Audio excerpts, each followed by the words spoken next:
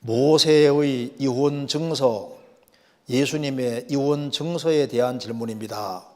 모세는 아내가 바람을 피우거나 수치스러운 일이 있으면 남편이 이혼 증서를 써주라, 그리고 후보가 취하여 갔는데도 마음에 안 들면 이혼 증서를 써서 내어보내라 하였고, 예수님은 이혼 증서를 써주는 일은 음행 용고 외에는 안 된다. 원래는 이혼 증서를 주면 안 되지만 모세가 너희 너희 완악함을 인하여 허용한 것이다 하셨는데, 모세와 예수님의 이혼 증서의 차이가 하나님의 뜻의 핵심은 음행에서도 진심으로 회개하고 돌이키면 받아주라, 결국엔 사랑 가운데서 돌아와서 한 사람만 사랑해야 하는 것이고 배신하면 안 되는 것이다. 하나님은 결국 돌아와서 다시 사랑하기를 바라시는 것으로 알고 있는데, 그런데 모세는 후보가 취하여 가라는 말을 했어서 이것은 어떻게 이해하는가 궁금합니다. 내용은 그게 어려운 내용은 아닌데요, 여기 모세의 이혼증서, 예수님의 이혼증서에 대한 질문입니다. 성경 먼저 찾아봅시다. 마태복음 19장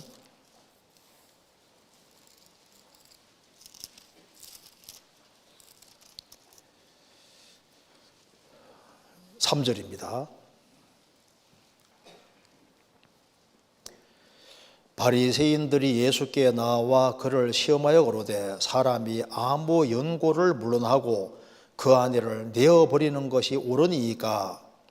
예수께서 대답하여 가라사대 사람을 지으시니가 본래 저희를 남자 여자로 만드시고 말씀하시기를 이러므로 사람이 그 부모를 떠나서 아내에게 합하여 그들이 한 몸이 될지니라 하신 것을 읽지 못하였느냐?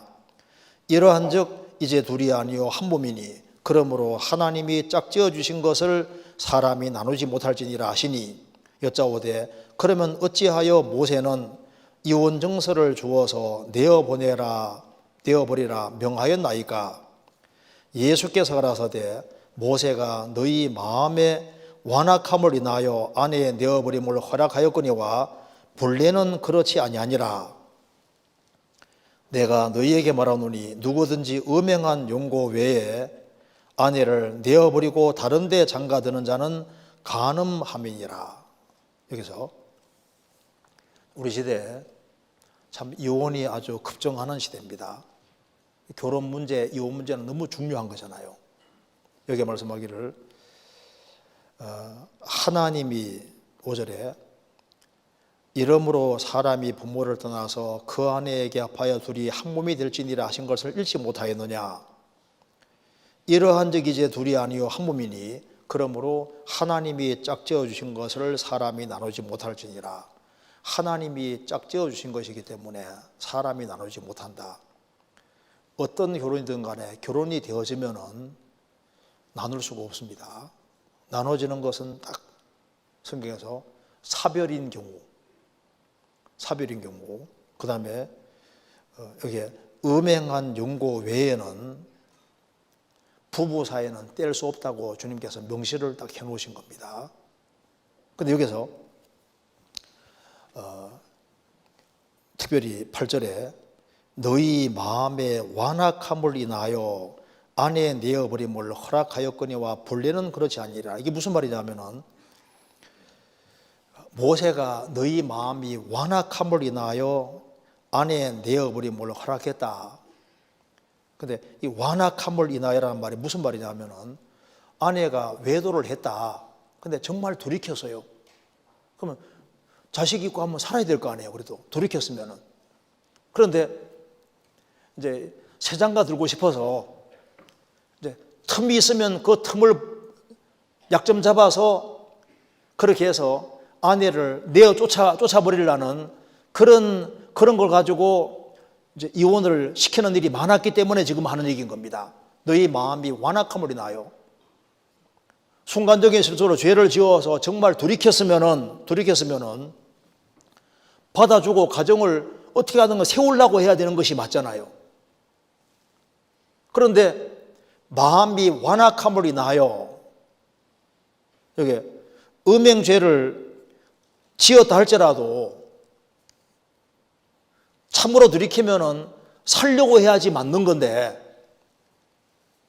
마음이 완악하다는 것은 틈을 잡아서 그 틈을 이용해서 어떻게 하든 간에 이혼을 종용해서 이혼하게 만들려고 하는 그것 때문에 여기에 예수님이 완악하다고 말씀했습니다.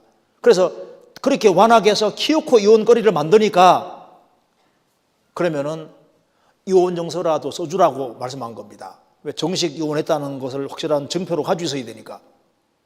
그래서 다른 곳에 시집갈 수 있을 거 아니에요, 구약시대 때. 그래서 여기에 마음이 완악함을 인해 이렇게 말씀하신 겁니다. 그래서 여기에 모세는 아내가 바람을 피우거나 쉬운 일이 있으면 이혼증서를 주주라. 신명기 찾아보시겠습니다. 24장. 신명기 24장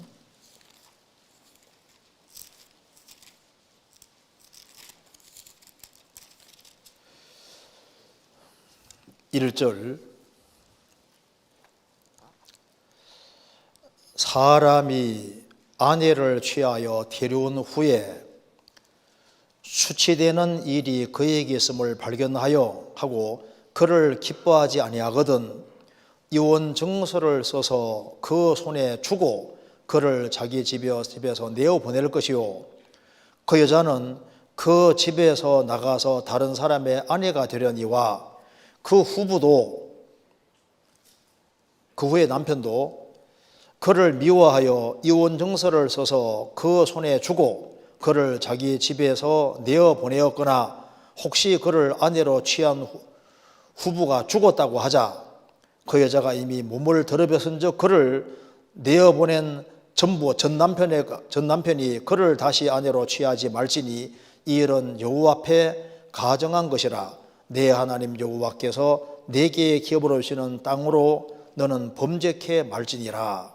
여기에 아내를 취했는데 수치되는 일이 그에게 있음을 발견하고 그를 기뻐하지 아니하거든 이혼 증서를 써서 주라 했는데 이게 수치되는 일이 도대체 뭐냐, 수치가 되는 일이 도대체 뭐냐 했을 때 이제 이스라엘에는 두 학파가 있었다는 거 아시죠? 힐렐 학파하고 샴마야 학파. 샴마야 학파는 이거는 음행죄를 국한해서 하는 말이다. 근데 힐렐 학파는 이거 수치되는 일이라는 것은 요리를 망쳤다든가 요리를 잘 못하면은 그거 가지고 이혼증서 써주고 그래서 아내가 막 길에서 막 싸움을 했다. 그러면 아내 자격 없다고 해서 이혼증서 써주고 그리고 남편 있는데 낯선 남자하고 그 거리에서 이렇게 대화한다. 그럼 수치되는 거라 해서 이혼증서 써주고 그리고 막 아내 목소리가 뭐 너무 커서 이웃집에 막 들려요. 그 수치되는 일로 해가지고 이혼증서 주고 그러니까 음식을 태웠다. 아내 자격 없다고 이혼증서 주고 막 이런 식으로 그래서 뭐 광범위하게 해석했는데 수치되는 일은 사실은 여기에 음행죄를 말하는 것으로 보는 것이 맞을 겁니다. 음행죄. 그래서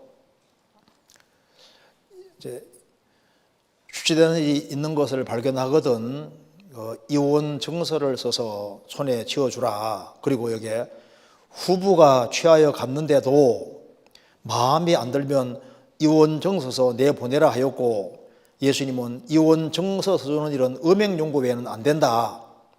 원래 이혼 증서를 주면 안 되지만 모세가 너희 완악함을 인하여 허용한 것이다 하셨는데요.